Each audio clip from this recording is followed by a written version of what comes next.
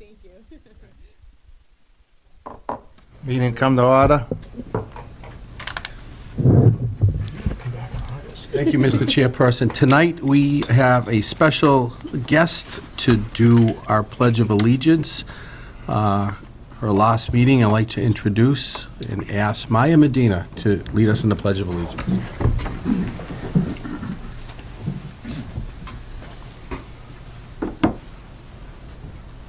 I pledge allegiance to the flag of the United States of America and to the republic for which it stands, one nation, under God, indivisible, with liberty and justice for all. Great job. Thank you.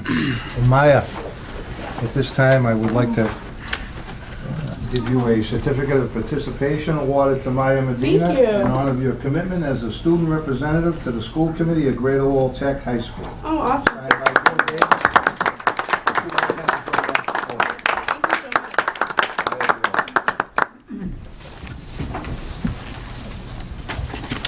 Good job.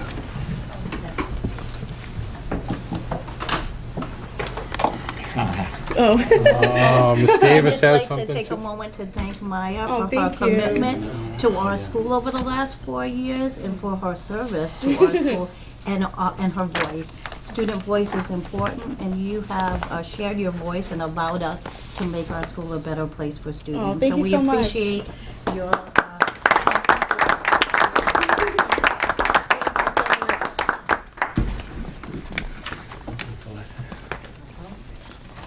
The roll call, Mr. Bahou? Here. Mr. Moten? Here. Mr. Tatsias? Here. Mr. Gigi? Here. Mr. O'Hare? Here. Mr. Sheehan? Here. Mr. Warren? Yeah. Mr. Lemay? Yeah. Nice job. Can we have the student representative report? 8 students and 4 advisors will be attending the Skills USA National Leadership Conference in Louisville, Kentucky, June 24th through June 29th. Presenting our National Models of Excellence project, juniors Courtney Wilder and Stephen Langon from Programming and Web Design. Competing in web design, senior graduates Sophia Bronson and Anthony Lexia from Programming and Web Design. Competing in Principles of Engineering Technology, sophomore Karen Vinyl from CAD. Competing in Employment Application Process, sophomore Samantha Marin from Marketing. In addition, MA State Parliamentarian Anthony Melissi, senior graduate, Programming and Web, and Mass State Officer-elect Gregory Herbert, Jr. in CAD, will be representing Greater Lowell Tech and the State Executive Council as national voting delegates. Students will be accompanied by instructor/advisors Sharon Cornelia, Guy Gangemi, Paul Pessy, and Stephen King. Members of Project Purple and the Junior Class Planning Committee attended a trip to Kimball Farms. The trip was organized by members of the group as a positive way to have fun, substance-free. The yearbook staff was able to print and distribute the class of 2019 senior yearbooks at graduation rehearsal. They will be working on creating a supplement page that includes prom and graduation to mail out over the summer. On May 24th, the National Honor Society chapter held its first annual Super Smash Bros. Video game tournament in the cafeteria. Over 40 student players battled it out in pairs until the final bracket that determined the Ultimate Bro champions. Third place was awarded to Christopher Galderon, second place to Kairos Canella, and the top place to Albert Ferreras. This tournament was entirely conceived, planned, and executed by a group of NHS students. While it took a couple of dozen volunteers to make it happen, special recognition must go to a planning committee led by student Andrew Kim. They are Anthony LeBlanc, Enrico Natoli, V, and Anthony Villa.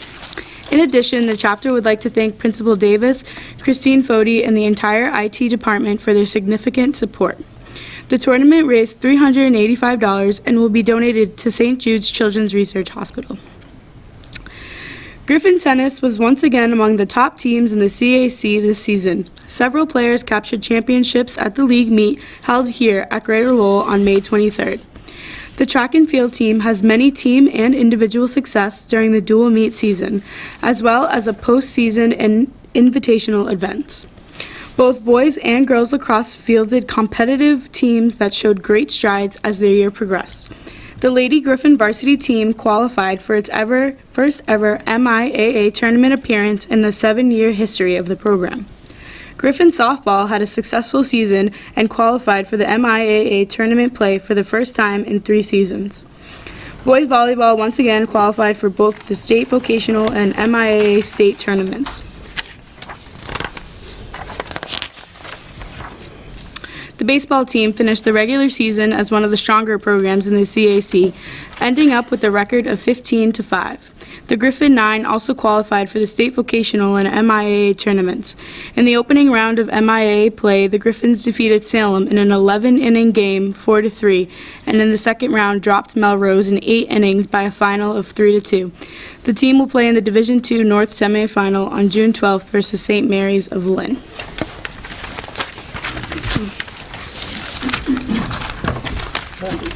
Just want to say thank you, Maya, for, it was a nice year. You've done a tremendous job. Very proud of you. And Thank you.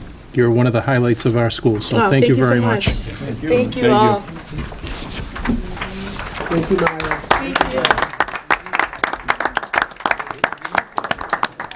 Hold on.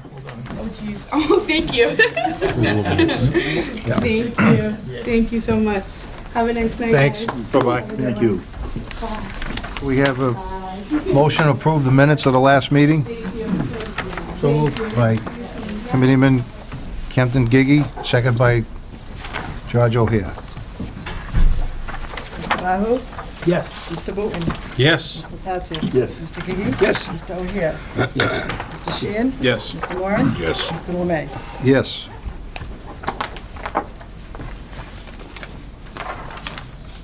Report of the superintendent director? No? Treasurer. Oh, treasurer.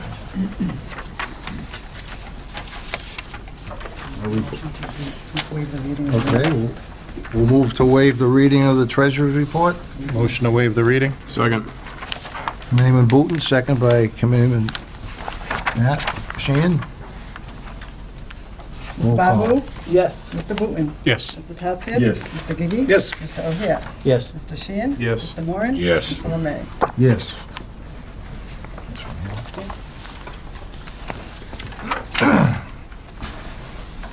Motion to approve expenditures for the sum of $2,799,770.43. So moved. So moved by Committeeman Paul Moore. Second. Second by Committeeman Fred Bahou. Mr. Bahou? Yes. Mr. Booton? Yes. Mr. Tatsias? Yes. Mr. Gigi? Yes. Mr. O'Hare? Yes. Mr. Sheehan? Yes. Mr. Moran? Yes. Mr. Lemay? Yes.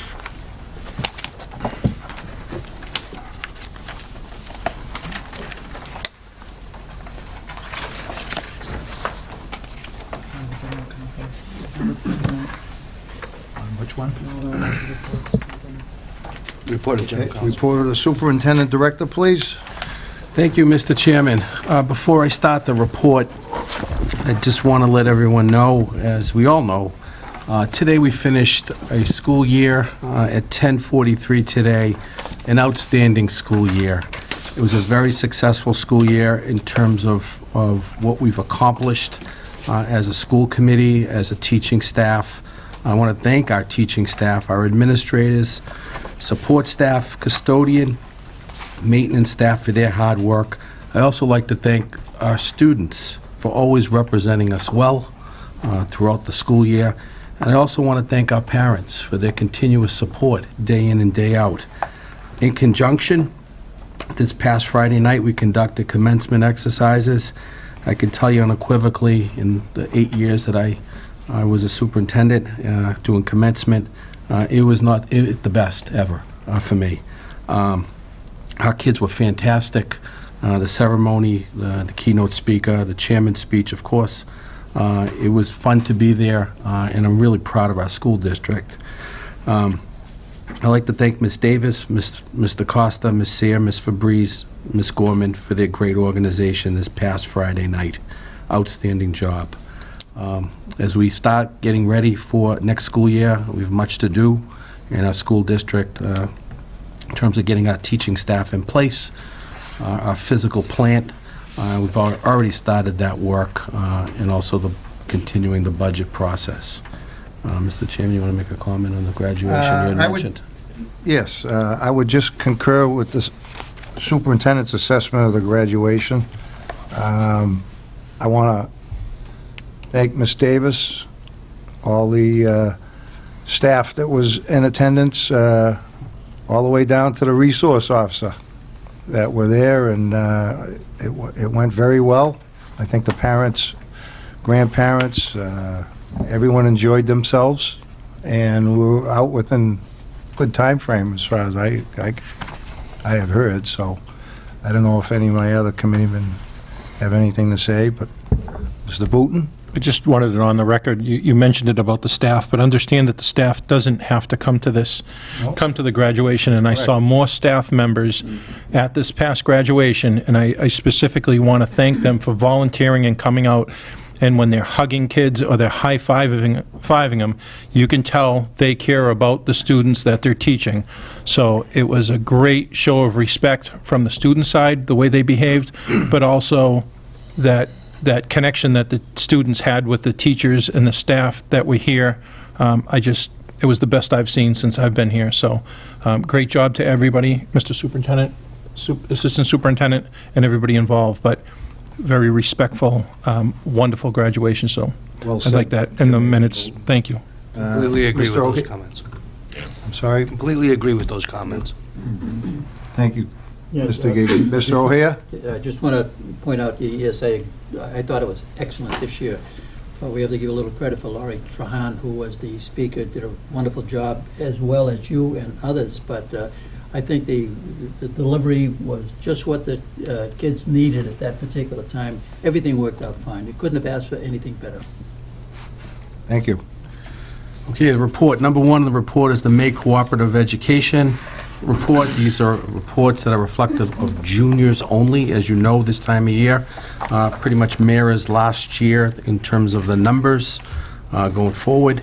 You can see some of the percentages listed there as normal year after year. Could I ask you a question about the co-op? Do we have any idea, or can we find out how many of these students that have done co-op that are getting full-time summer jobs? I know they're doing every other week, and we have them. If Ms. Bezanson, or you could ask her to get that for us. I am interested. I am asked that question quite often. I know it happens. I don't know if it's anecdotal or it's quite common, but I think it's quite common. Easy to do. Thank you. Thank you. Second, pleased to announce again, another grant, as you can see in your packet from the governor and the lieutenant governor, a career and technical education partnership planning grant for $15,000. This is strictly just for planning. It's not an implementation grant.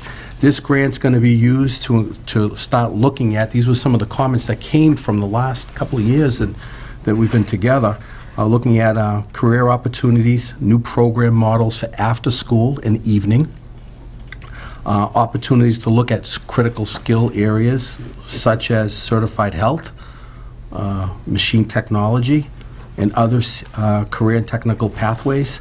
We're partnering with Mass Hire Greater Lowell Workforce Board on this.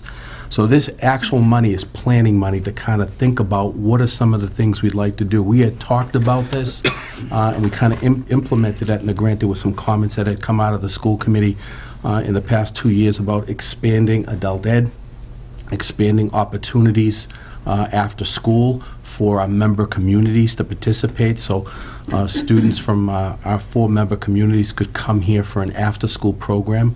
There could be a machine tech, so maybe they go to Tingsboro High, but at 3 o'clock they come here to work in an electrician apprentice program, perhaps, or some of our other programs. So this grant is something that we went after and we got, and there's not many school districts that were able to get this.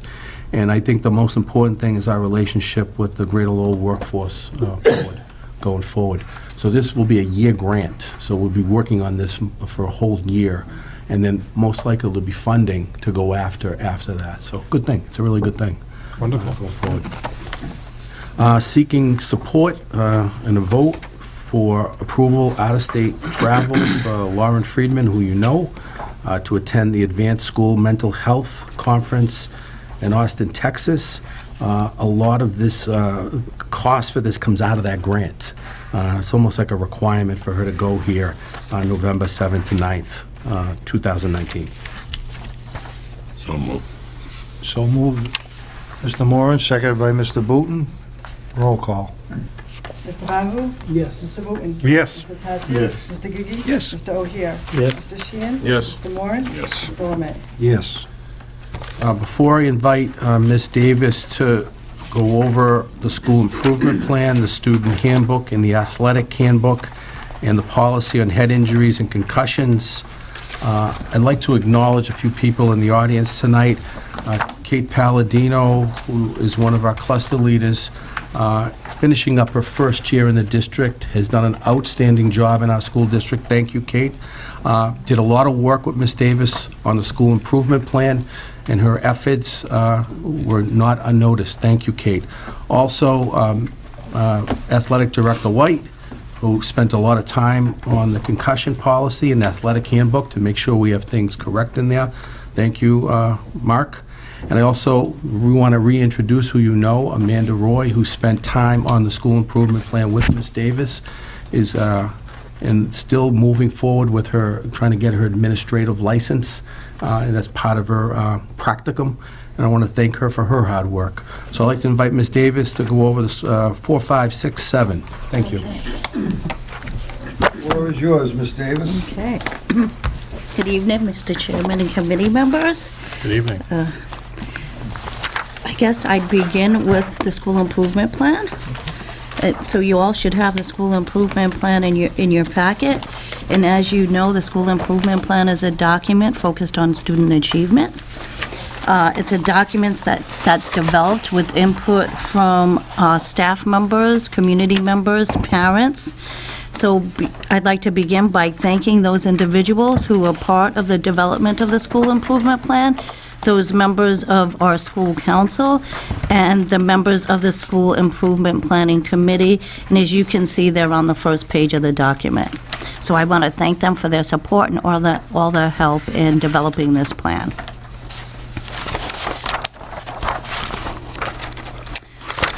So with the school improvement plan, each goal is linked to a standard in the educator evaluation system, beginning with goal number 1, which is to develop equitable grading policies and practices school-wide. That's linked to standard 1 in the educator evaluation system, and is focused on creating more equitable grading practices. Is there any question on goal 1?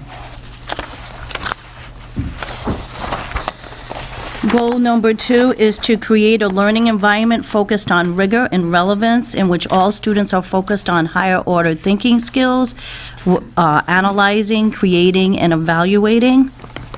And that's linked to standard 2 in the educator evaluation process. And that's to raise the rigor in our courses. Yes, Mr. Booton. What is Bloom's taxonomy? So Bloom's taxonomy is just what it is. It's a taxonomy which sort I of... don't know what a taxonomy is. I'm okay saying that.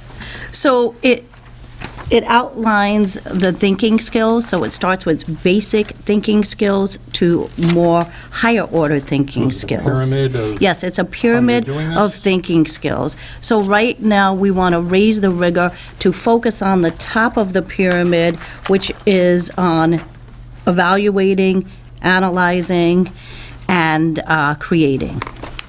Is this similar to math problems that are, instead of just 5 plus 5, it's written Yes, out? so it's taking your thinking from more concrete to problem-solving and thinking, analyzing, creating, higher-level thinking. Okay, thank you.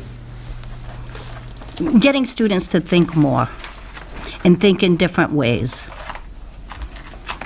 Thinking outside the box.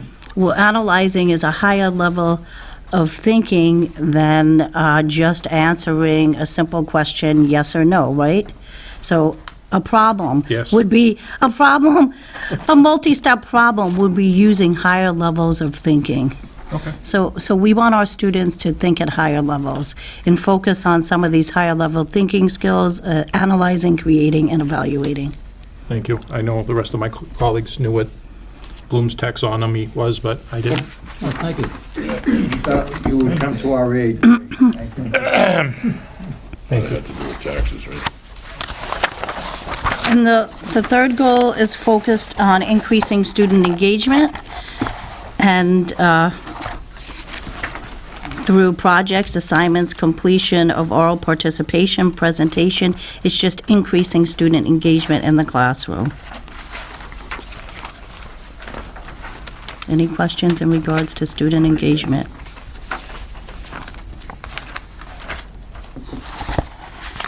And the fourth goal? David, could I just Yes. ask, increase student engagements? What are we currently doing? So what I think we want to do is have students more engaged, not only minds-on, but hands-on, and really create more project-based learning in the classroom, where they're actively engaged in their learning. We feel that if students were more actively engaged in the learning, there'd be more engagement. Thank you. Any other questions on? Okay. And lastly, to have more consistent enforcement of rules and school policies and develop clear expectations for students' behavior.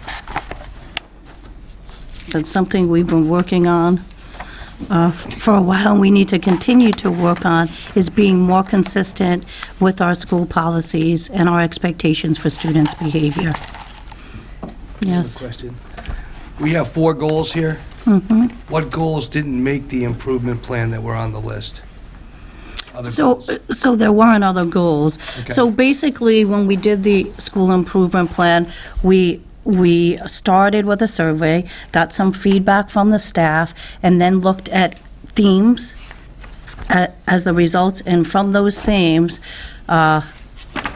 came to 4 problems that we felt that if we put our efforts into and solved, it would help increase student achievement. And these were the 4 that we thought would be best to focus on. Were there any other problems identified? No, because we just asked for 4 to 5. Realistically, to be able to have a school improvement plan that's achievable in a year, you want more than, Something that's right, doable. yes, you want something that's doable. So those are the 4 goals that we felt were doable. Okay, and are these, what is the probability that we'll be able to meet these goals?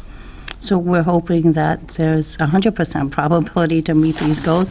And that's why we have a school improvement plan, so the whole school will be focused on this. And individual student, teacher goals will be connected to the school improvement plan. Okay, and how did we do against last year's improvement goals? Pretty So good? I can provide you an update at our next meeting. Okay, thank you. Ms. Davis, I had one question relative to the professional culture. Do we engage the school resource officers relative to any of this pertaining to behavior? Sure, when we send out surveys, it was open for the entire staff to complete. And they actually sit in on a meeting like that, or they just No, give you? So we asked for volunteers to be part of the school improvement planning process. Okay. So Mr. Costa was actually part of the school improvement planning process. So he was there to represent the main office, along with several teachers, administrators, from the school improvement planning team. Then I have a school council, which is made up of parents, teachers, and community members. Very good, thank you. It sounds like a lot of work goes into the plan. So yes. There's a survey that's put together, and then it's submitted out to the staff. Staff, they respond to then- the survey, we look at those results, and then we talk about those results At a meeting? at, several meetings, I would say, since February. Once a week. It's, I would say, probably 10, if not more, meetings. Wow. See, these are the things that we don't see. it's nice to see that it's done. Thank you. Committeeman Booton. I just wanted to thank the school council. 7 or 8 years ago, I was on it for 2 or 3 years. It is a lot of work. It's not just a couple of meetings. It's a lot that goes into it. It's a lot of reading. It's a lot of prep. I just want to thank all the members who served on it and volunteered their time to help our students and to help our staff. So just wanted to say thank you. Do you want me to say their names? Sure. Okay. Our school council parent members are Danielle Luz, John Petros, Denise Rocha, Daniel Tabides, and Sean Farley Turcott. Our student members are Matthew Barbosa, Zachary Day, and Maya Medina, and our community member is Jonathan De Silva. Along with our teachers, Miss Amanda Roy, who's behind me, Mr. Dion, Miss Duarte, and Miss Parkhurst. Committeeman Fred Bahou. I know there's a lot that goes on in the school. We have 2,300 students, and I know discipline can be such a burden for many people, from being in the classroom to visiting the principal and everything that happens in the hallways and such. So maybe if you could kindly fill, maybe all of us in, because I know we've been dealing with progressive discipline for a period of time. What is progressive discipline?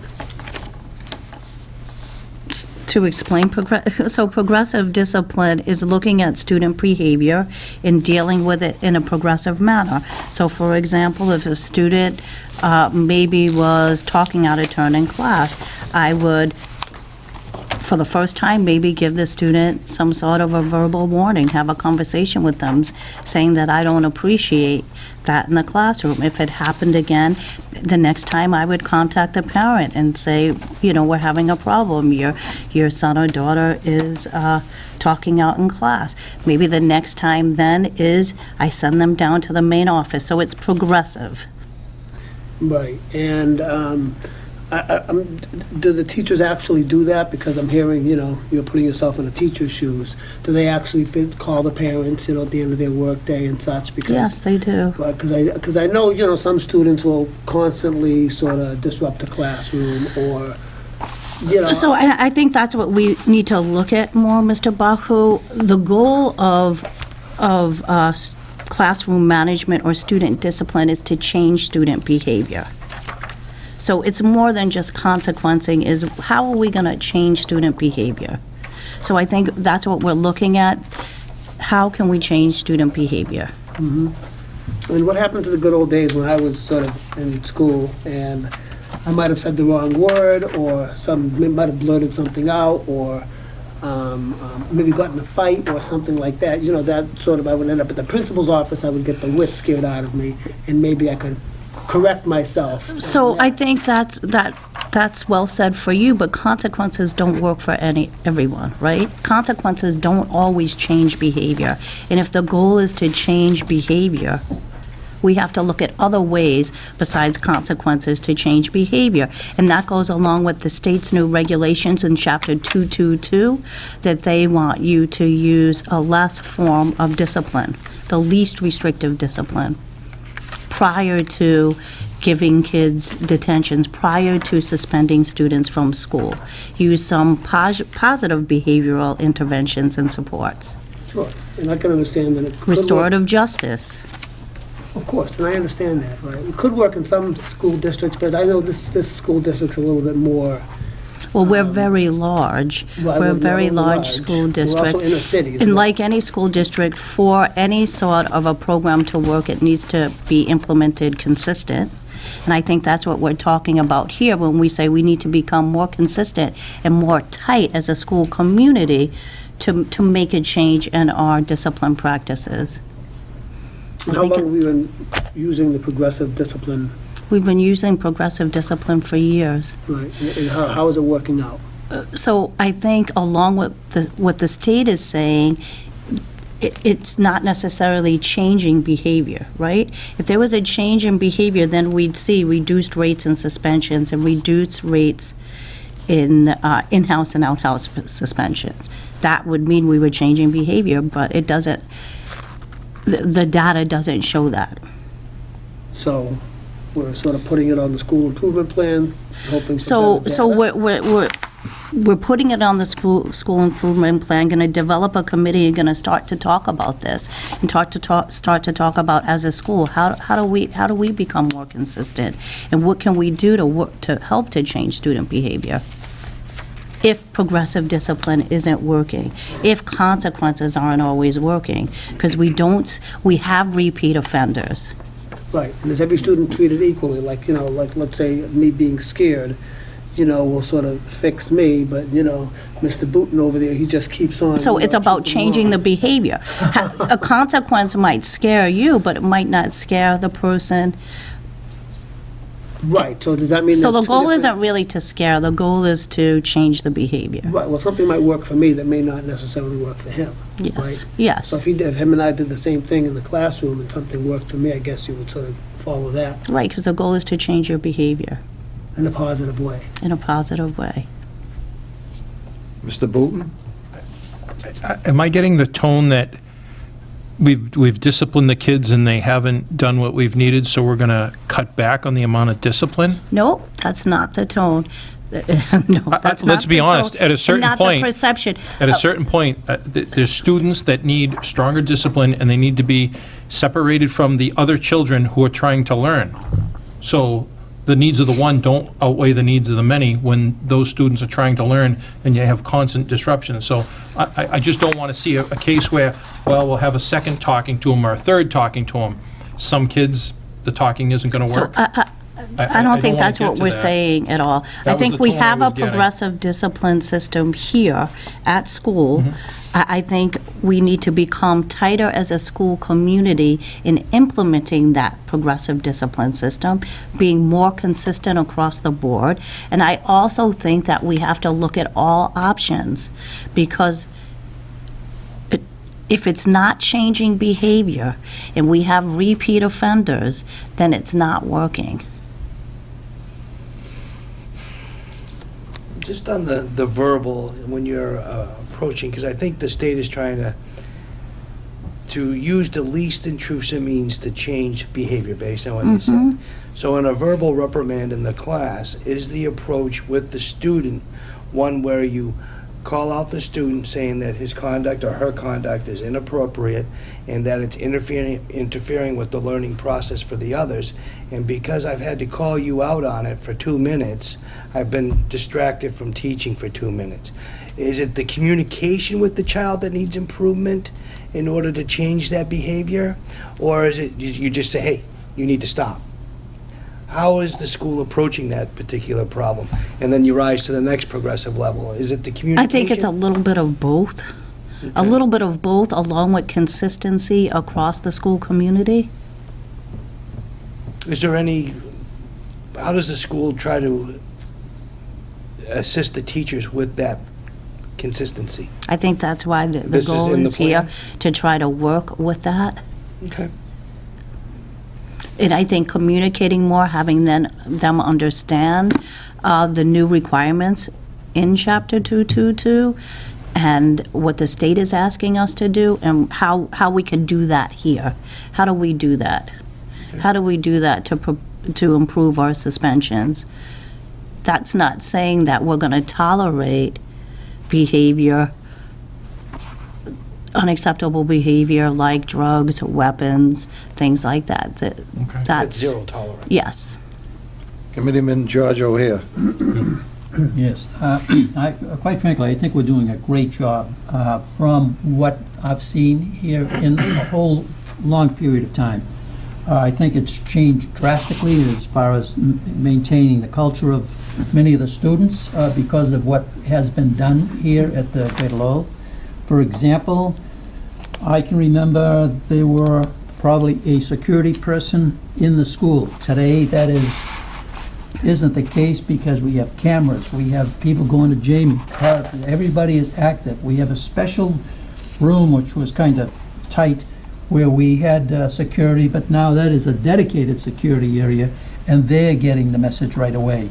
It's not a case of just reporting what is happening, but how do we find that person, and more than likely just by hitting some of the technology, some of the equipment that we have, Because sometimes the smartest bad boy isn't the smartest at all. You just look at a screen and there he is running down the hallway. I think there's an awful lot more, and I know you got I'm not trying to look what you did, but all these things are helping get to the end report so that you can make that child or make those kids know who's in charge, and you people are doing a wonderful job with that. I think part of this that's in this goal also is the social emotional learning piece, and we've been doing a lot of work over the last 2 years on educating the staff on social emotional learning, and I think that's a big piece of helping with classroom management, which we're going to continue to do. Understanding trauma. I know there's a lot of work that goes into this. I know this is a very large high school from mostly from an inner city. And I also understand that the state says we have this one-size-fits-all approach, that's Chapter 222, and we want it done like this. And it may work very well in Concord, Carlisle, and down in certain districts that sort of are maybe a little bit smaller, a little bit more focused. A lot of the parents are sort of more focused on education and such like that. Not to say the parents that that send students here are not, but just to say that it's sort of it's not an easy thing, and I know the work is immense. I know it's hard, it's laborious, it's difficult, it's demanding, it's not an easy approach. So I commend you on this, and I want to let you know that. But I also know that it's easier said than done. Behavior is not easy. You're right. It's absolutely not easy. I think we do a wonderful job here, but we can get better at it. So it's not to say that that the staff is not doing a good job now, but we can get better at it. And this whole goal is to bring us together as a school community to get better at it. And the suspensions not work anymore? Sorry. No. Suspensions we still suspend students, yes, we do. Like I said, there's a zero tolerance for certain things. That's not going to change.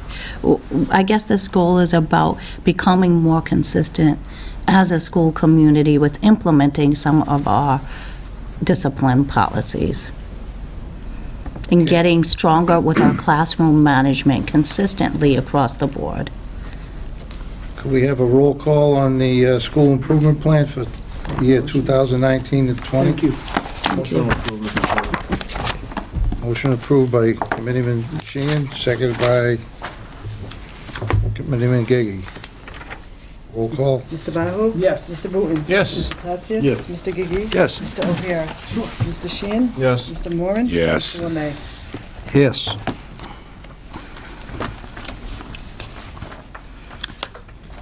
So next, I think I'm just going to skip around because Mr. White is here, and just in case you have any questions. And I'm going to move to the athletic handbook next. So beginning with the first page, number 3. And there's a change that just adds that the athletes must abide by MIAA rules, not just those rules that are listed in here, but there might be some MIAA rules that are not in this athletic handbook that they still must comply to.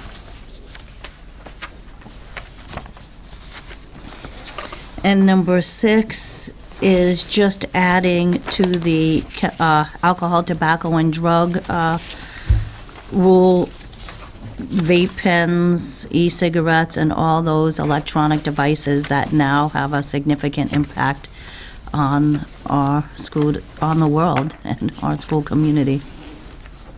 Mr. Putin? I skipped over number 5, the evaluations that was removed. I would think that we would want to have something formal written in a file in case we had a coach, the administration changes, 10 years later that person comes back, we have something in file to show how that coach did, either positive or negative, or areas in need of improvement. Why remove it? I can call Mr. White to speak to that. Great.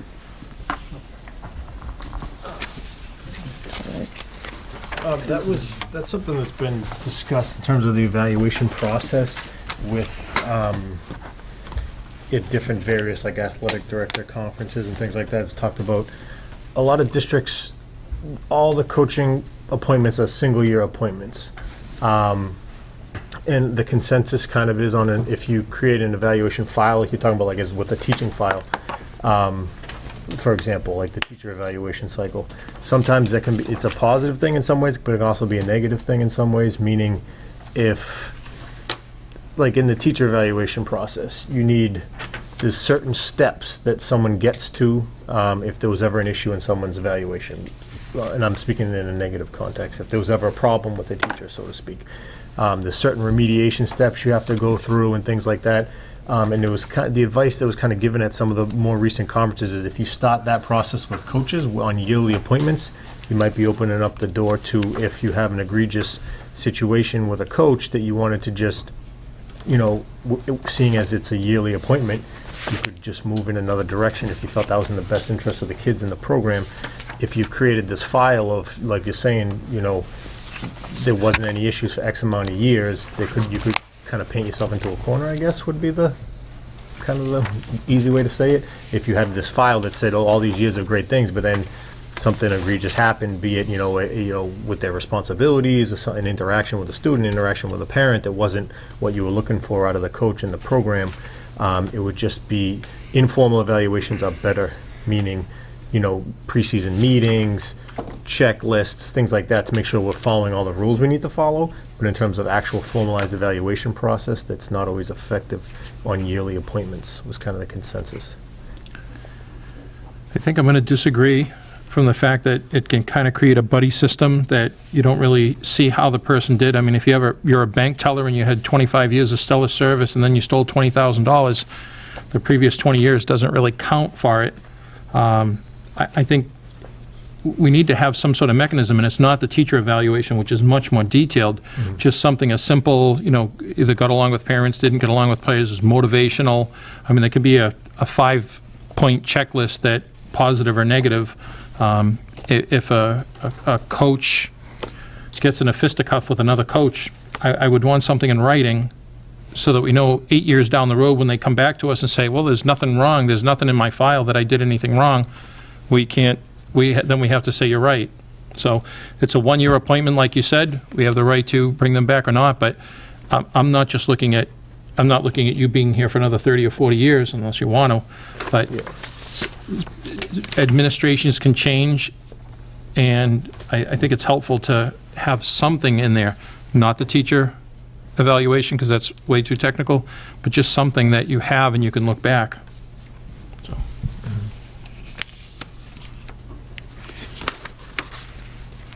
Anyone else? My piece. Committeeman Bahou. Regarding the new rule on, I guess, item 6, so during the season of practice or play, a student shall not, regardless of the quantity used, consume, possess, buy, sell, or give away any beverage containing alcohol or tobacco product, including e-cigarettes, vape pens, or similar devices. This goes on to say about inhalants and such like that. And it looks like, the minimum penalty, if that person is called out, would be losing eligibility to play, I guess, in the sports for 25% of those events, and also that the student be at practice for the purpose of rehabilitation. I mean, do we need to firstly have the student at practice if they're being limited to? I mean, I just got myself in a lot of trouble. Yep. And now all of a sudden I'm sort of hanging out at practice and sort of making light of it. Is that something that's, can we sort of eliminate them from practice? I mean, personally, as you can tell in the last discussion, I mean, I'm more of a, you're out of here. Take a walk, kid. And I also understand that we may lose players, and that's very difficult on the coaches and stuff like that. But to go ahead and allow them, to attend practice, it sort of becomes, I hate to say it, a joke.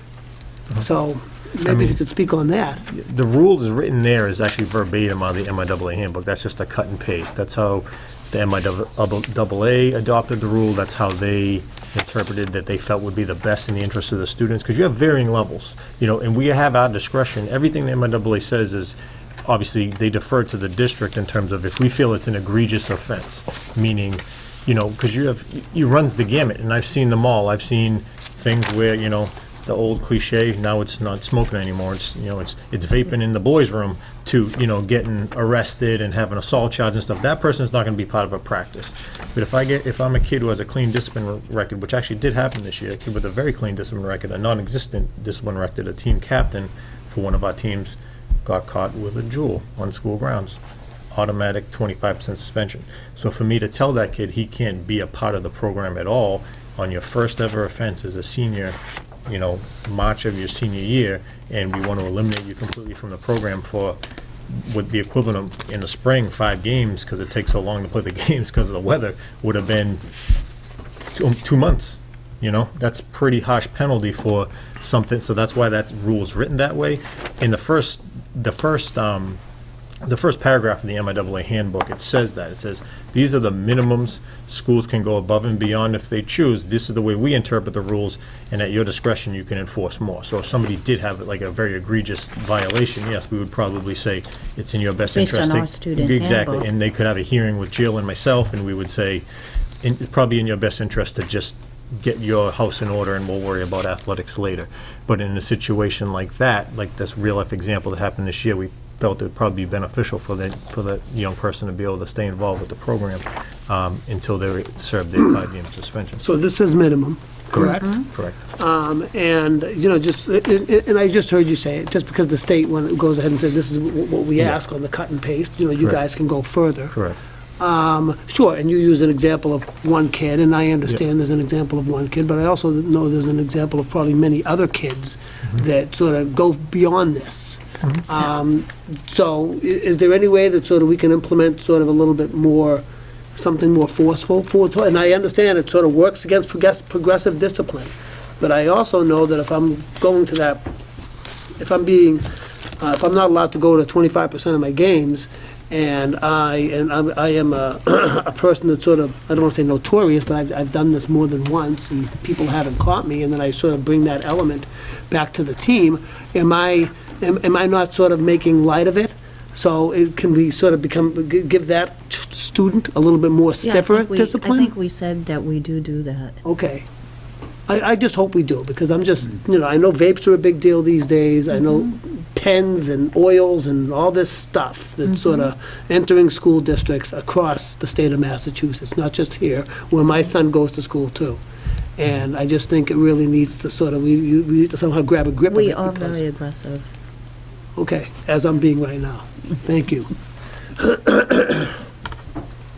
Yes, Committeeman O'Hare. Yeah, just one thing on that situation you're just talking about. I've seen this on many cases, and especially in Lowell and other areas too, that the MIAC is the controlling governor. They're not going to go to the athletic director or to one of the teachers. These are the rules that we play by, and if you're violating them, out you go, or you get an attorney, one or the other. I don't think there's a justification that you could do something and you could do something differently, but you should get the same disciplined. I don't want to get too personal, but in Lowell High School, that took place one year, and a revolution took place in the city of Lowell, really, because of it, because the player was not allowed to play. Because he didn't know the MIAC rules and regulations. The coach didn't know the rules and regulations of the MIAC. I was a board director at the MIAC, so I can attest to that these things did happen, and if you're going to be uniform, never mind your school is going to do it one way, their school is going to do another way. You have to be consistent. I think what we're saying. Some parent is going to complain. I think what we're saying, Mr. O'Hara, is at minimum, the minimum is the MIAA rule. If we felt that something more needed to be done, we have the right to do that based on our student handbook. So at minimum, the consistency is the 25%. Well, changed a little bit then. Can I make a motion to approve with the stipulation that we do some sort of evaluation Doesn't have to be formal and informal, but there should be a checklist. The coach shows up late all the time, coach leaves early, coach is smoking on school grounds, et cetera, et cetera. Just some sort of, there should be some sort of evaluation, so that's my motion. Is there a second to the motion? Seconded by Mr. Tatsias. Roll call. On the motion, roll call. Mr. Bahou? Would you explain the motion to me, please, Mr. Booton? I want to have some sort of evaluation. Did the coach show up on time? Did the coach motivate the students? Was the coach caught smoking on the field? Was the coach caught drinking on the field? There should be some sort of documentation in their file. It can be formal or informal. It can just be a checklist that the athletic director does, but have it in the file so the future we know whether this person we had issues with them or not, or her. So, Is it a discussion right now? Sure, absolutely. could I just ask one question on that? So, I don't want to jump in. Can I- Okay, go ahead, George. Okay, but the whole point, and I think that's what ends up in some of these contests where everybody's, one school is blaming the other school, because if you start putting, caveats on it, that you can do it sometimes, but not all the time, so, or whatever it is that is going to be, trying to get out of a system, or not keep it in the system. One school did it this way, another school did it that way. It has to be consistent. I'm just asking for our coaches that are there to have some sort of, Yeah, at the end of the season, the athletic director can do a checklist. Did they show up on time? Did they motivate the students? Did they know the rules? Were there any issues that came up? Did they almost get in a verbal altercation with somebody? Just keep that in the file so that if they So come under- back, Under what you're saying to me is, they're gonna ask between themselves, did that kid make a mistake? But I don't see any no, punish. not a I kid, thought not a he kid, the said coach. Talking about Oh, the coach, I'm coach. sorry, the coach. He's questioning Sure. the coach. Yeah, and I, We already so one do, coach could look at it one way and another coach could look at it another way? Is that what you're saying? we already do evaluations now for them. I'm just looking for something a little less. Committeeman Gigi? May I suggest just leaving the language in for evaluation? It's that simpler. I think it's overkill to do both formal and informal, but if you want to, I'd be okay with it. I just think you need something documented for the future. Yeah, because it says based on the school's philosophy, so there's some flexibility there.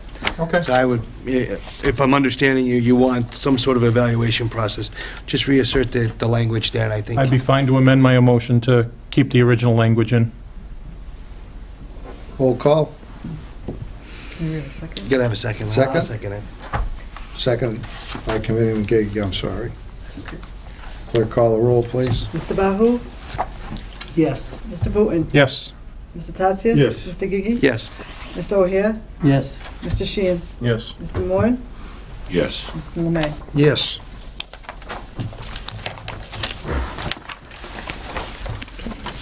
Next is our policies on head injuries and concussions. And there's only one change to clarify for coaches and trainers that they have two choices for online training. They don't have to attend a training event, but they have to participate in one of the two choices of online training. Motion to approve? Motion approved by Committeeman Booton, second by Committeeman Moran. Roll call. Mr. Bahou? Yes. Mr. Booton? Yes. Mr. Tatsias? Yes. Mr. Gigi? Yes. Mr. O'Hare? Yes. Mr. Sheehan? Yes. Mr. Moore? Yes. Mr. Lemay? Yes. Thank you. Thank you. Keep up the great work. Our team seemed to be doing very well, and the kids seem to be enjoying it quite a bit. Next, moving forward with the student handbook. If you turn to page 2 on your sheet, the first 2 pages are just corrections dealing with dates, the calendar. So if we look at page 2, number 5, changes in regards to the attendance policy, putting emphasis on the state laws. So we've added the state laws to put more emphasis on the importance of student attendance and the expectation of the state of 95% attendance. and an emphasis on what chronic absenteeism is, 10% or 18 days. Page 3, number 6. Question. Yes. Question, Committeeman Moran. On page 3, just above what you're about to bring up, it says Chapter 76, Section la-di-da there. Mm-hmm. It says, every person in control of a child described in this section, one shall cause him. Is that the right word? Yeah, that's taken straight from the law. It's him, it's not her? We can look into that, but I think we can make that change. I think we could change him/her. Yeah, okay. Good point. I think for the rest of it too, Mr. Moran, I'm the rest fine. of the paragraph. Yeah. Gives multiple times. Thank you. Can I ask a question about the paragraph before? Committeeman Booton? When the parents are notified or called, my son, who was a student here 3 years ago, had he had surgery and he was out, and we kept getting phone calls, even though we called in for a doctor's appointment or when he had the surgery, we called to say he wasn't coming in, and we would still get a phone call, we'd still get a follow-up email. Do you have a better system now? I think we're better at errors. Because I've always wondered, all right, you're supposed to call in, but you call in and it doesn't matter. They still send the It's a phone call and the email. it's an error in removing him from the list. Okay, Or her good. from the list. So I think we've gotten better at that. Thank you. Number 6, perfect attendance. There's never been a description of what perfect attendance is, and there's been some question regarding perfect attendance this school year. So we're being very clear that in order to receive perfect attendance, a student must physically be present in the building. Excused absences have an impact on perfect attendance. Even though they're excused from the record, they still impact your perfect attendance. The only thing that wouldn't impact perfect attendance is if a student was taking an exam like the PSATs or SATs, or if the student had a pre-approved college visit. Everything else impacts perfect attendance. Any questions on that? Yes. Committeeman So if Gigi? if you're in the building, and then you're called out of the building for a doctor's appointment, does that child still get perfect attendance? Depending, It's after 10:44. if it's after 10:43, yes. So they have to be in the building for the 2 hours They'd have to be in the building to count for the day, for the day? which is 10:43, yes, Likewise, if they come in after that. yes. So then they wouldn't get perfect Right, attendance. if I- Correct. After. No, but if a kid comes in at 11:30, it's not a day. The kid thinks he can show up at 11:30, it doesn't count.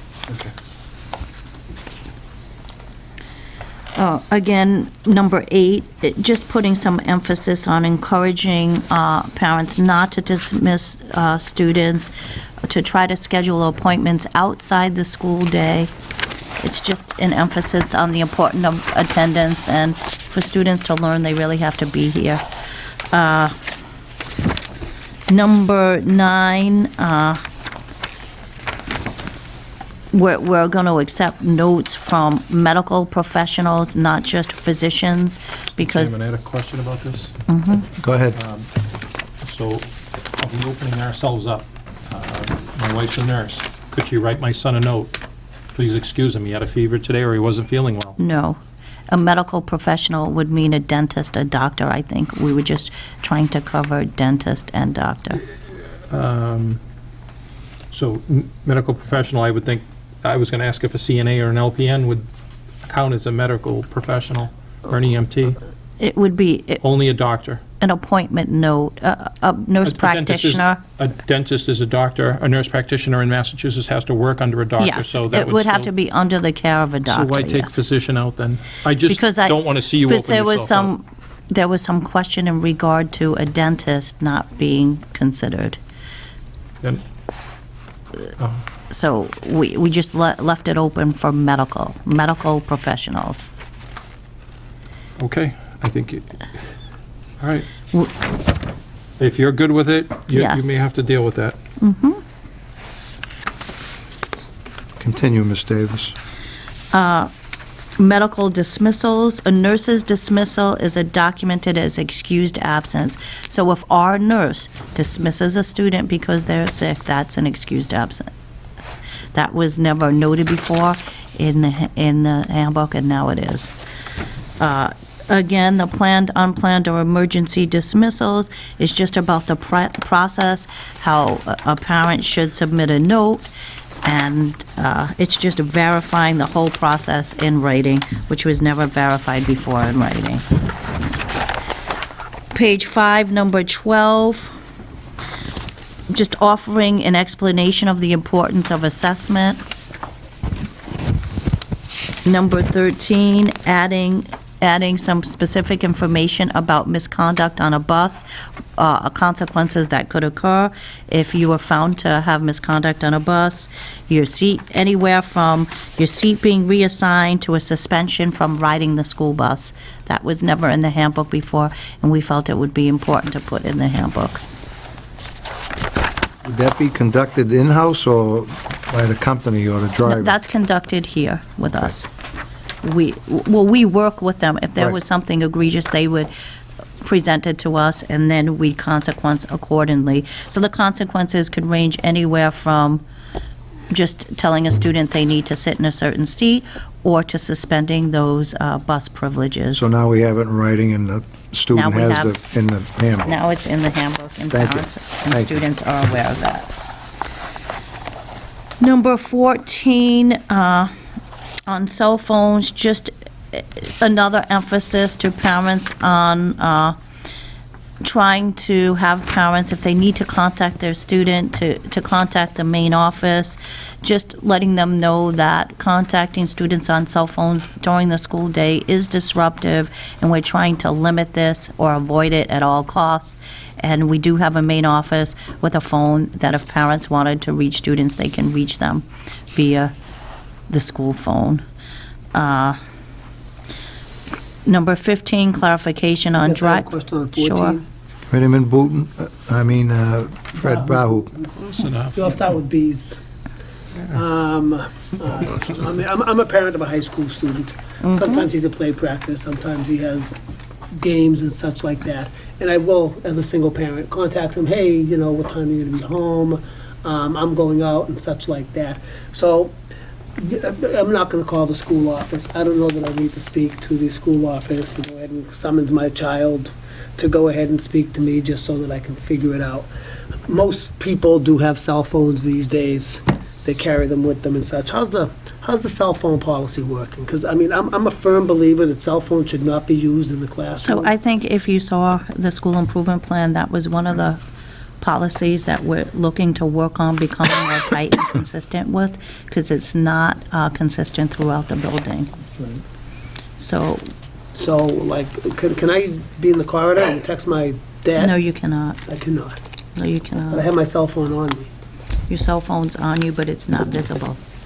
It should be away. Is that sort of a burden for the hall It's a burden for monitors, transition between classes, and it causes lateness to class. Right. So, I mean, I just don't know. I mean, So you if we're guys, trying to prepare students for the world of work, and we're trying to work on punctuality and getting to a place on time, and they're texting in the hallway and late for class, or texting and blocking people from moving around in the hallway, it becomes a problem. So we're trying to avoid that by saying it's not acceptable in the hallways or in the classroom. It is acceptable in the lunchroom during your lunchtime and before school and after school. But once that bell rings and you go to your homeroom, the phone gets put away, and it should be invisible till lunchtime. sure. So how's the enforcing working out? So- Because I know there's a lot going on So the here in the consistency of school, it, I right? think, Mr. Bahou, is what we need to work on and get tighter about.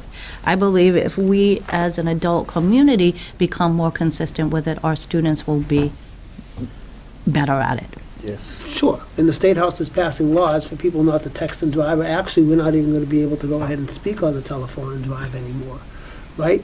So, you know, where I'm going with this is sort of a it's a problem that's happening across the country.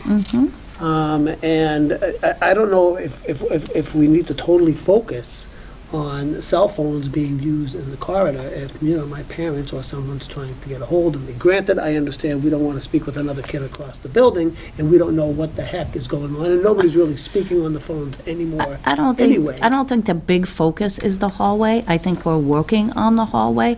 I think the big focus is when it's disrupting a class, or when your phone is buzzing and you're looking at it in the middle of the class, and it becomes a distraction to the learning process. If the classroom's the focus, I understand. I think, I don't want to say that they're both are the focus. They both are a focus.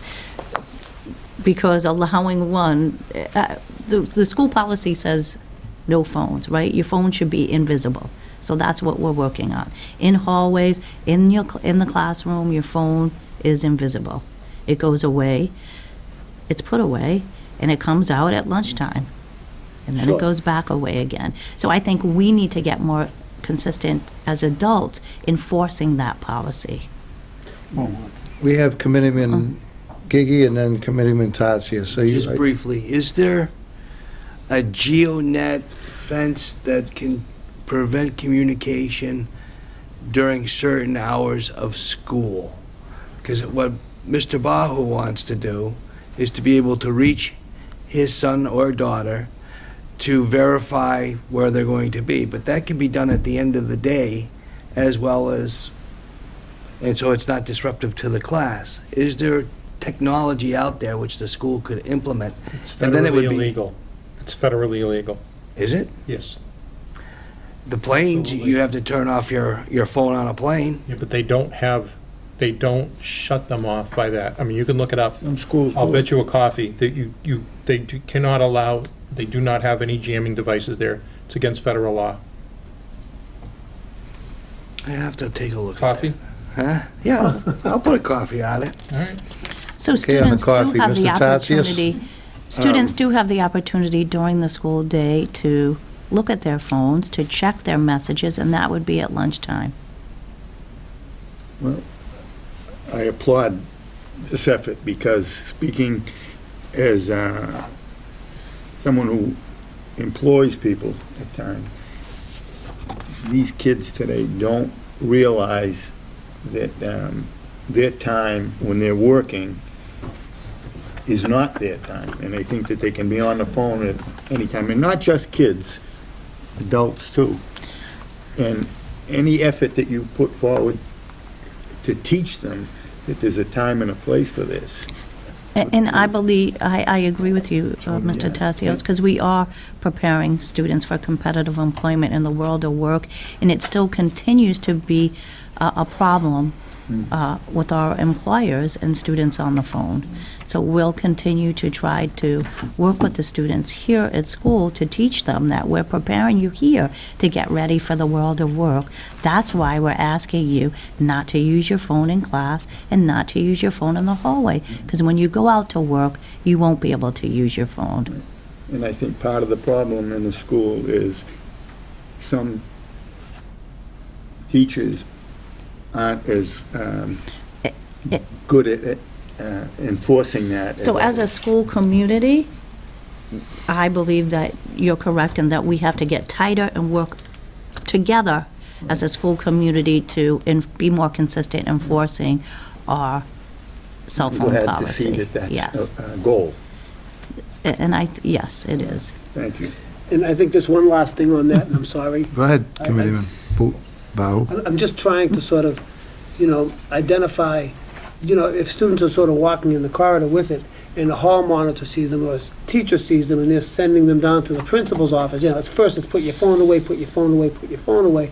And then I hate to see the discipline office have to constantly be having this So conversation. what I think happens, when there's more to do. Mr. Bahou, and what I think could happen, because I see it with myself, if during transition times, if more adults stood out in the hallways and all we would have to do is say, this is school, put your phone away, the phone would be away, because there'd be enough adults out in the hallway that if you walked by me and walked to the next person, you wouldn't need to take out your phone, because there'd be somebody else there to remind you that when I stand out in the hallway, my presence just makes kids put their phone away. Is this a burden to the discipline office? To my knowledge, not, I don't want to speak for the discipline office, but I would say, no. Okay, thank you. I would say I think we can deal with it more, so it's not a problem downstairs, that we deal with it in our classrooms by becoming more consistent. We deal with it in the hallways by becoming more consistent, so it doesn't end up down in the discipline office. As long as it's not burden in the discipline office. That's, because I know there's a lot going on in the discipline office. There sure is. Mr. Tatsias, and then we'll move ahead. Okay, just to add one. When I went to school, there were no cell phones. You're looking at us. Yeah. There weren't even any cars. More than a year ago. But, and if the parent wanted to contact their child, or child, they could go to the office and do that.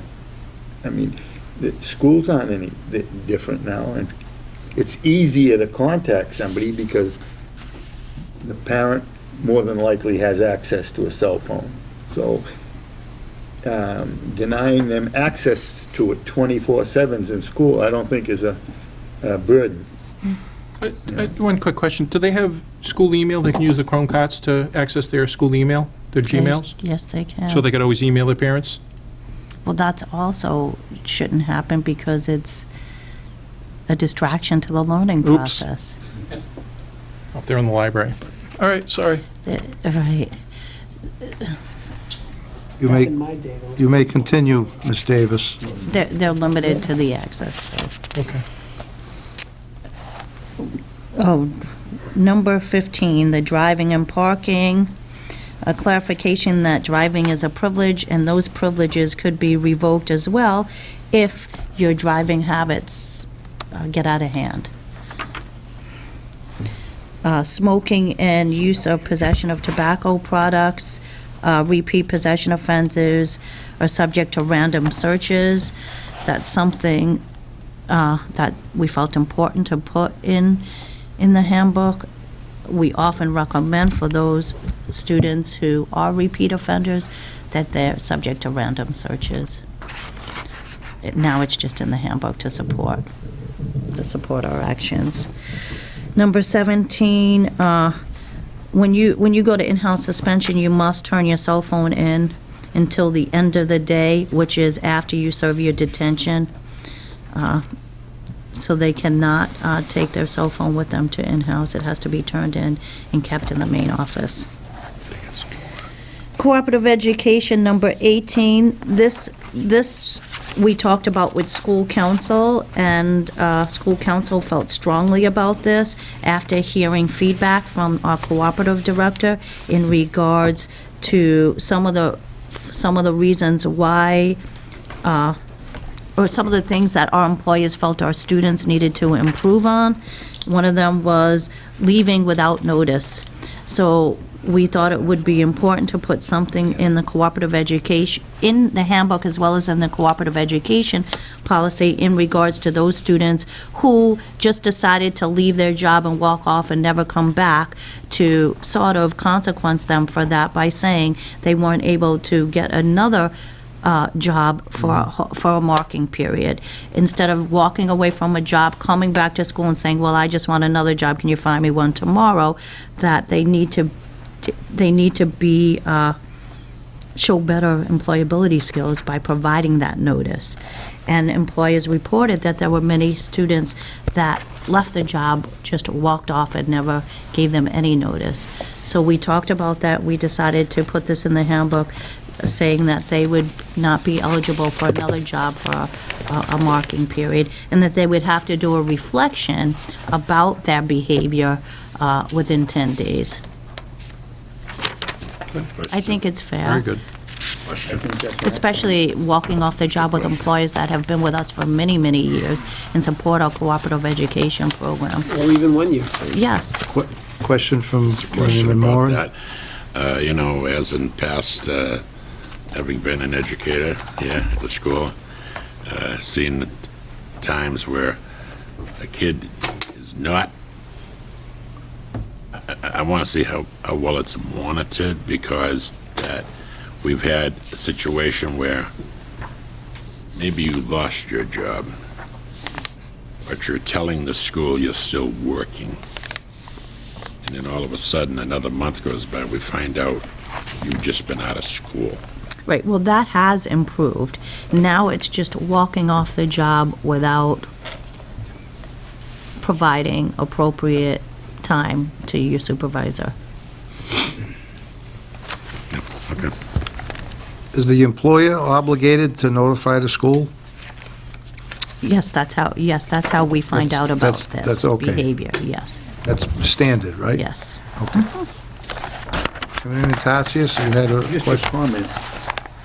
After all, we are a school, we're supposed to be teaching these kids, and this is what they should be learning, that this is the correct method to do things, and I applaud that.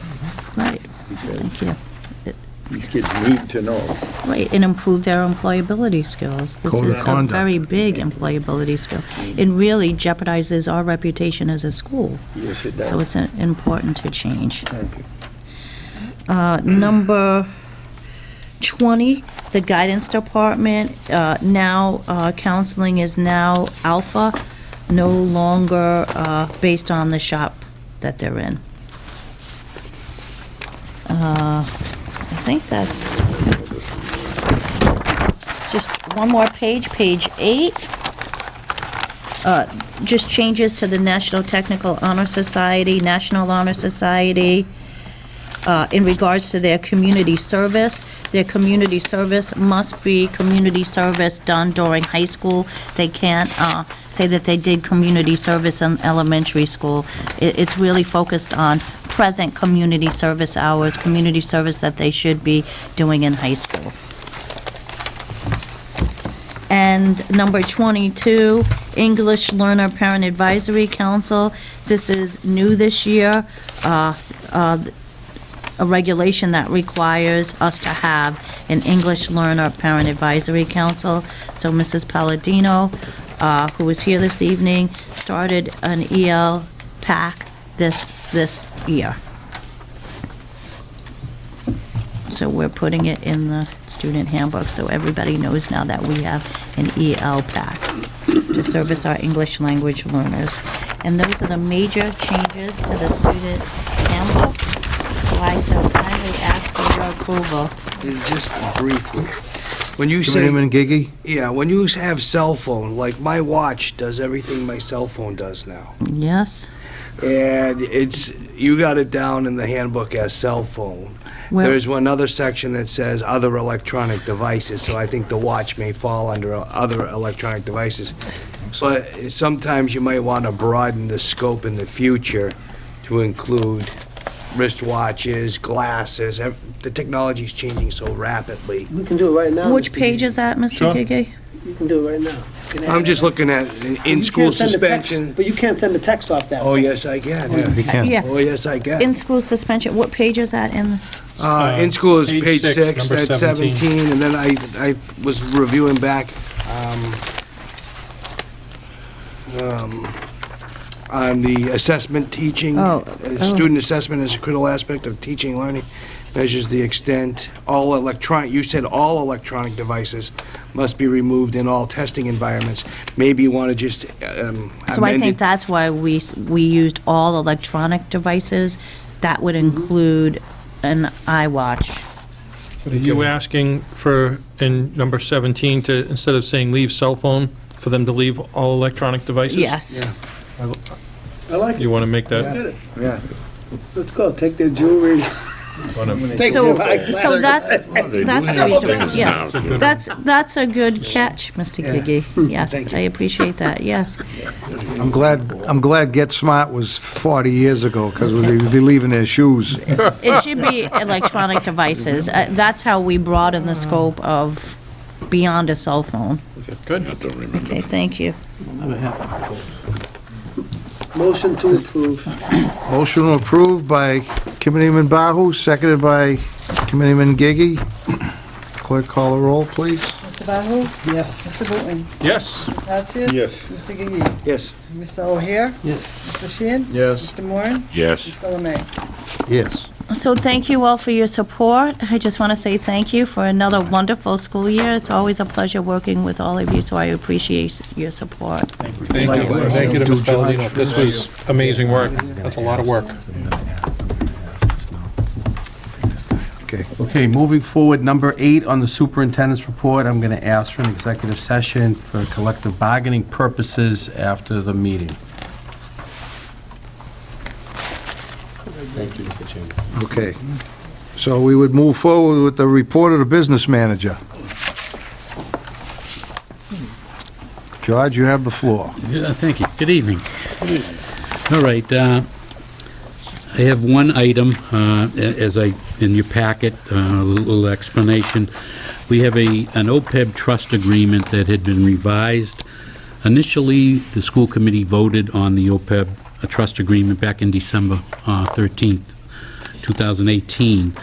Upon further review by legal counsel and preparing for the May 30th Board of Trustees meeting, they went through and had some more red line revisions that they recommended be in there.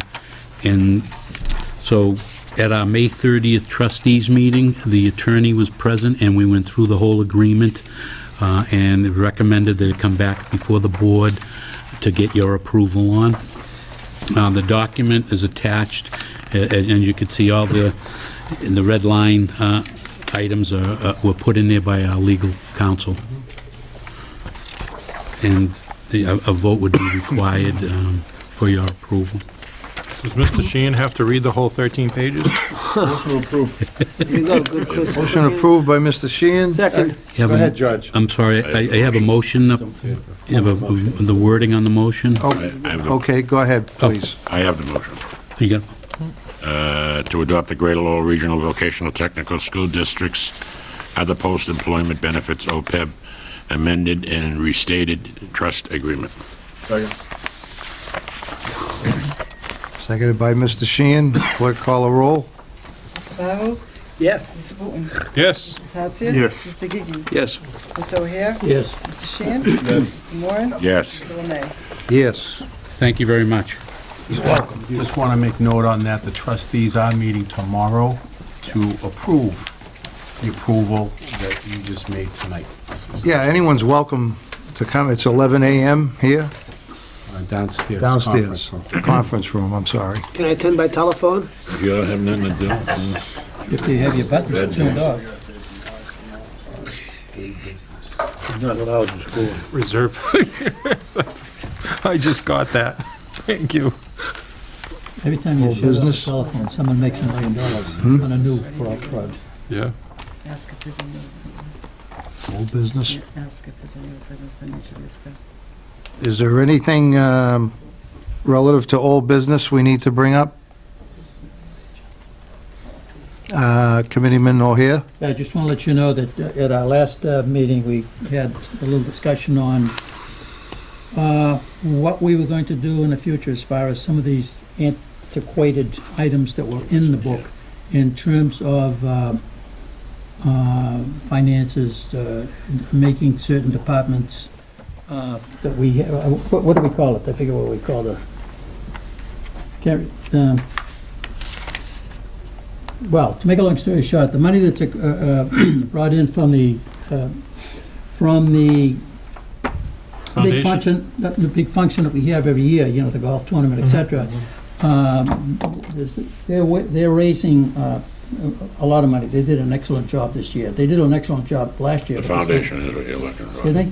Foundation. Yeah, really look good. Now, the foundation, there's a couple of antiquated items on, items to be done. One was, you know, we got to look into certain things. I've talked to Michael Lindsay, I've talked to some of the other people informally, and, you know, soon, well, getting close to some other events, dates, but we'll be meeting on those it'll be an open meeting, getting to go, so there's going to be action that's taking place. The only reason I'm telling you this is because we've had some things to do, they've been on our list for about a year and a half. That was the thing, that's what I got. Thank you. Anything else? No, let's move on. New business? As stated, Mr. Lemay will be initiating a discussion regarding the superintendent search. I would just feel that the time is now that we discuss the upcoming superintendent search. I'd like to have a You have to pass it. Huh? You're making the motion. Yeah, okay. Go ahead. No motion. So, Just a discussion. All right. So I'd like to have a discussion relative to the search of the superintendent. It's my, there has been talk of possible in-house candidates. I'd like to know if we're looking to do an internal search or a full outside search with posting of the position in question. And in the event, obviously, there'll probably be inside candidates. I would respect confidentiality, and we don't need to mention any names. We just want to go through the process at this time.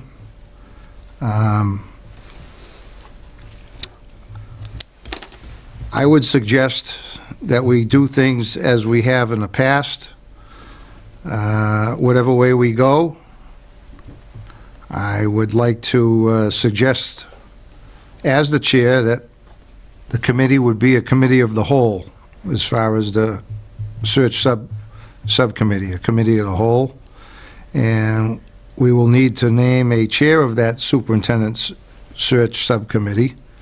And we should possibly schedule a subcommittee meeting to set the qualifications, timeline, salary, etc. I've spoken to Ms. Gosselin, who has many years' experience of this, and as you are aware, she is out currently. She will be back the week of June 24th, which was pretty soon, and you also know we don't normally meet in July, so I'd like to do this sooner than later, and if there's a day of the week, maybe of the week of June 24th, that would work out for everybody, everyone could check their schedules, and I can get back to them, you personally, and I could go from there, or unless you know what you're doing that week, as far as setting up something and then having a time for that day. So I would open it up for just discussion. I wanted to be as transparent as possible here and let people speak what they want to speak. So I see Committeeman Giggy's hand. I would Yes, recognize you. some information that I would be interested in is what is the school policy that's in place, like an employer, regarding internal and external searches? I'd also want to know what the state policy is regarding public employees' internal and external searches to help the subcommittee with any input. Okay. Most employers that I've researched or looked into, there's set policies that are already in place regarding promotions and regarding searches. You want to avoid the appearance of discriminatory or self-serving or those kinds of things. I'm assuming that our Human Resource Department does have a policy in place, and I'm sure that there's some ethical and other interests that are probably public and also would be guiding for informational purposes. Well, that's a distinct possibility, and I'm not privy to that, so that's something I'd like to know. I don't know if... Maybe legal counsel would have some input, Yeah, too. and obviously, we don't have legal counsel this evening, but I can check on that if you have that down, and I'll mention that. Duly noted, I appreciate that. Thank you. Is there anyone else that would like to speak at this time relative to that? Mr. Sheehan? I've been through a couple of superintendent searches in Drake-it, and I think that, I personally believe that I think we have some great in-house candidates, and I think doing a nationwide search, spending money is just not needed. Again, that's my own personal opinion. I'd like to see it just kept in-house. Well, as I did state that I'd like to see the process that we've done in the past, and in the past, I know there is an expenditure possible if, depending how elaborate you want to go. We haven't spent, and I know that's maybe around $10,000, but we haven't gone that route. We've done it through NASDAQ or... School Spring. School, huh? School Spring. Yeah. Yeah, MASC. MASC. And then we've Correct, advertised yeah. in the Boston Globe as well. yeah, that's it. Did we do the club? And that's, We might have got off them and did the Lowell Sun. and that's worked out pretty well. I've only been through a couple of them here. I think it's worked out well. Again, I'm opening it up to discussion. If anyone has any more pros or cons, this is the time to speak, but I don't have a problem with the board in that regard. Go ahead. I think Mr. Sheehan's correct. We do have some good in-house candidates. I've been through 4 superintendent searches now. I know the questions, I already know the answers that I'm going to get, but I also know some of the in-house candidates that have, to me, proven themselves to be hard workers, caring individuals, caring about the students, the staffs, have shown great patterns of always doing a good job. I would be open to having just an in-house search candidates night. We could have interviews with them. If the committee chose not to accept one of those and then go out from there, they could, but that's how I would want to approach it. Okay, Mr. O'Hare. Just clarify one thing. You said you might know some people that are inside and some people are outside. No, thought I heard that. I know what the outside candidates are already going to answer okay, all right, for the questions. Even though if you haven't met them. Yeah, I don't need Okay, to. good, good. All right, thank you. I know they're going to, I just wanted to know. but I don't know them as well as I know the inside candidates and their track record and how they, Yeah, that's enough. how dedicated, so, thanks.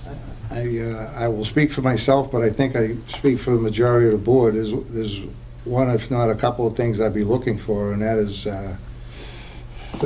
to maintain stability within the school and to finally get some, or hopefully get some longevity here, that the staff and the faculty, as well as the parents of students that come here, see what we have here. We've done a lot of things in the last several years here. I think that's a possibility that we can go that route, but again, I'm just one person and I want to do what the will of the board is. Is there anyone else? Mr. LeMay, I think perhaps, like you say, set up a meeting for an executive session for us to further discuss this. Okay. Mr. Bahou, I'm sorry. What's your name again? Those bees again. You need to start calling him Bahou.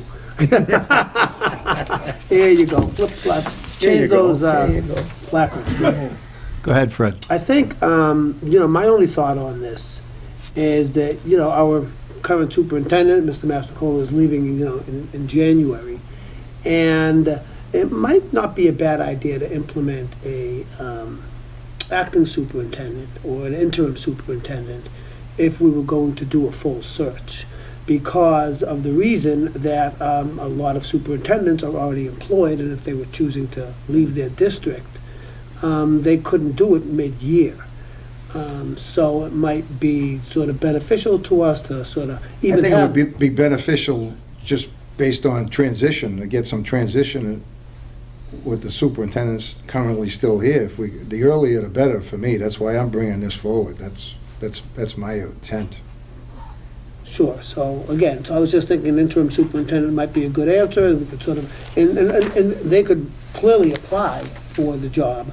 But, at that point, we could advertise it, and we could have a sort of a search, like a lot of other school districts will be searching at that same time, and have the sort of the pick of the litter, simply because they would have all types of experience on the table. But to hire somebody for January and start a search in August, we might be limiting our pool of candidates. Mr. Tatsias, you had, No. oh, you didn't, I'm sorry. I just Mr. want Gigi. to, I think we should understand what the policies are before we close any doors to make sure that we're in compliance. Can I answer that? So after 4 searches, our policy is that the school committee decides how they want to go forward with the search. It's under the Education Reform Act, it's our responsibility to hire the superintendent and decide the policy we want to go. We've Within the voted, purview of the board? we've discussed this before as to how we wanted to do it, whether we wanted to advertise in a newspaper, whether we wanted to do it as a subcommittee or a committee of the whole. So we have full authorization, and this is 4 times that we've been through this. So that is our policy. And I think we may have made some mistakes in the past, and I'd like to know what the policies are that we have to follow. Well, I think. There could be school policy in human resources about posting, the time, the number of days it has to be. I'd like to know what the internal policy is and also what the external policy. Well, I think we can incorporate Isn't- your answers that are necessary, as well as incorporate Mr. Moran's avenue, to the point that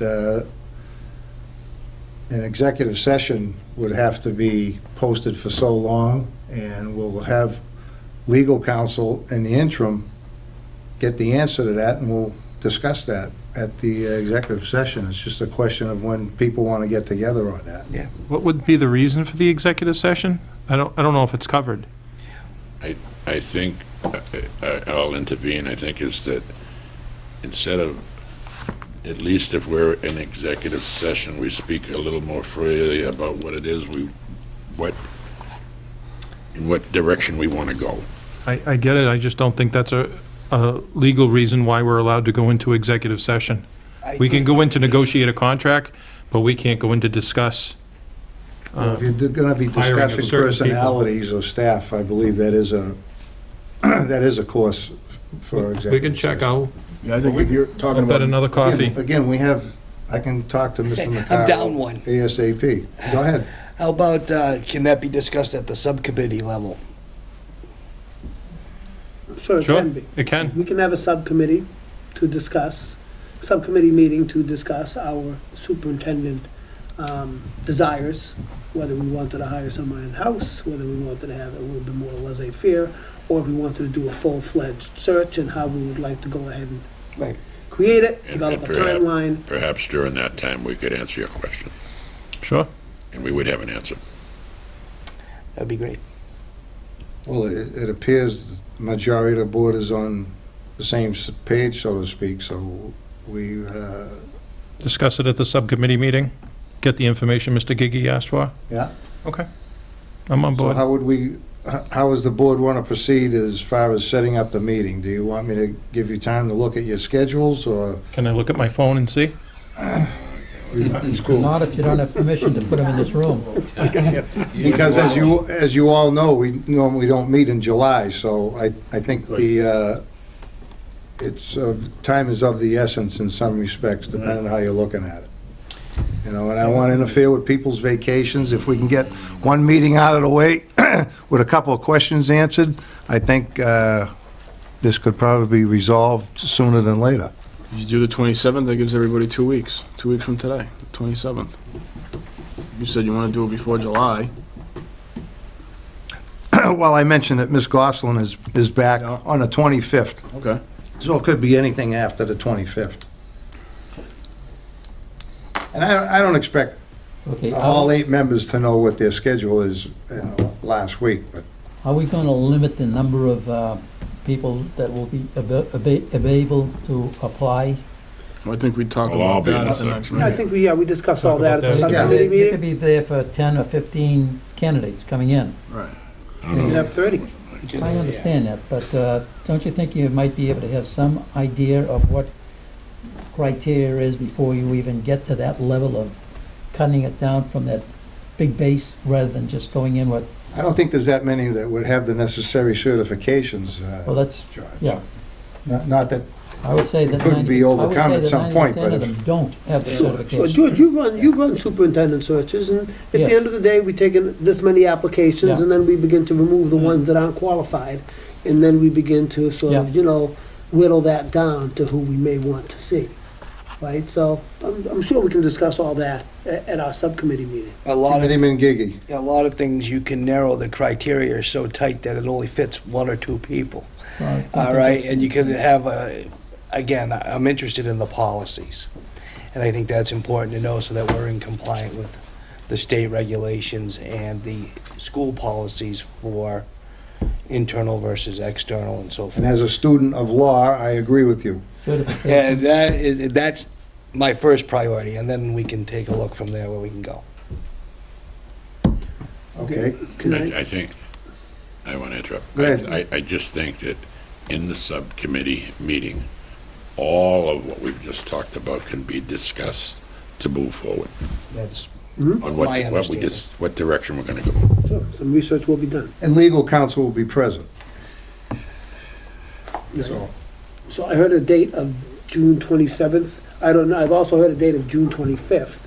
So I Ms. Gosselin's coming back the 25th. She can't do she's it that coming day. back the 25th.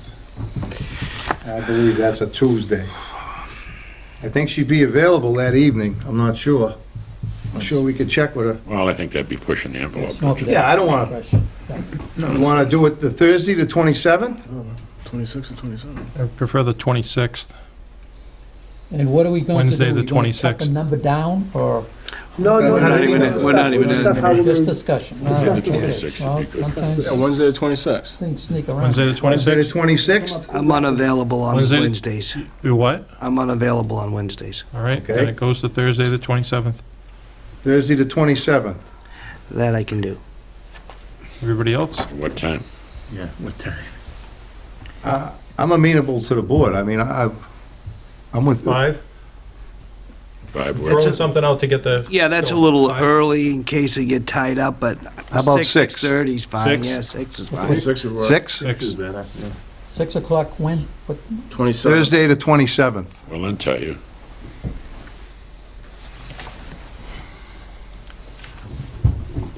We get a notice of that.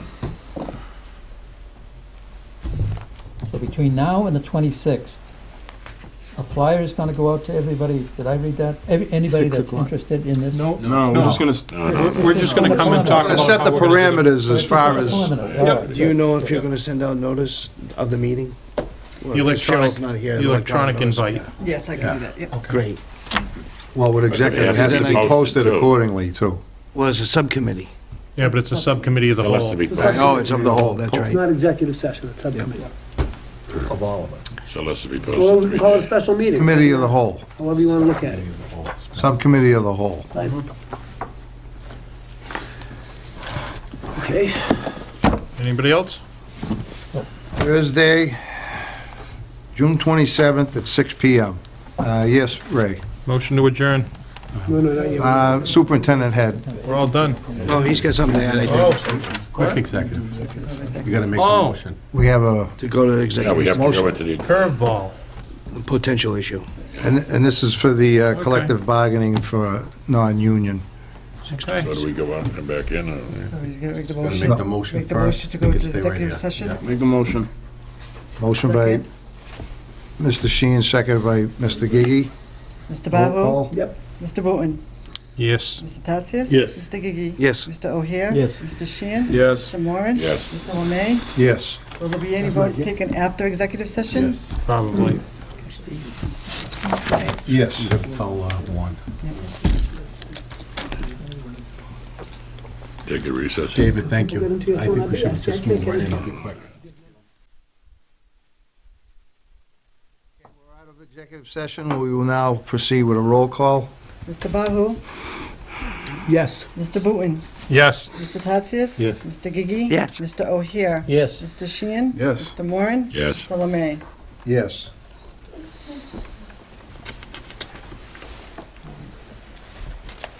Move to adjourn. I did, yeah. I need to go. Thank you. Number 8, collective bargaining, number 8. I'd like to make a recommendation that we give a 2% salary adjustment effective July 1st to all non-contractual employees in the school district. I make that in the form of a motion, Mr. Chairman. Second. seconded by Mr. Booton. Clerk, call the roll, please. Mr. Bahou? Yes. Mr. Booton? Yes. Mr. Tatsias? Yes. Mr. Gigi? Yes. Mr. O'Hare? Yes. Mr. Sheehan? Yes. Mr. Moran? Yes. Mr. Lemay? Yes. I'd like to make the recommendation to make a 2% salary adjustment for the Director of Human Resources effective July 1st. Yes. So moved. Second. By Mr. Booton, seconded by Mr. Sheehan. Clerk, call the roll. Mr. Bahou? Yes. Mr. Booton? Yes. Mr. Tatsias? Yes. Mr. Gigi? Yes. Mr. O'Hare? Yes. Mr. Sheehan? Yes. Mr. Moran? Yes. Mr. Lemay? Yes. I'd like to make a recommendation, 2% salary adjustment to the Assistant Principal effective July 1st. Motion by Committeeman Moran, seconded by Committeeman Bahou. Clerk, call the roll. Mr. Bahou? Yes. Mr. He's Booton? sleeping. Yes. Mr. Tatsias? Yes. Mr. Gigi? Yes. Mr. O'Hare? Yes. Mr. Sheehan? Yes. Mr. Moran? Yes. Mr. Lemay? Yes. I'd like to make a recommendation of a 2% salary adjustment to the District Treasurer effective July 1st. So moved. Mr. Sheehan, seconded by Ms. Booton. Clerk, call the roll. Mr. Bahou? Yes. Mr. Booton? Yes. Mr. Tatsias? Yes. Mr. Gigi? Yes. Mr. O'Hare? Yes. Mr. Sheehan? Yes. Mr. Moran? Yes. Mr. Lemay? Yes. I'd like to make a 2% salary adjustment effective July 1st for the Assistant Superintendent Principal. So moved. Motion by Mr. Tatsias, seconded by Mr. O'Hare. There you go. Clerk, call the roll, please. Mr. Bahou? Yes. Mr. Booton? Yes. Mr. Tatsias? Yes. Mr. Gigi? Yes. Mr. O'Hare? Yes. Mr. Sheehan? Yes. Mr. Moran? Yes. Mr. Lemay? Yes. Now we just need a motion to adjourn. Motion To adjourn. Motion adjourned by Mr. Booton, seconded by The other Mr. Mr. Moran. Bowden. All those in favor? Aye. Yes. Bowden 1 and 2. Wow. You want to do the vote?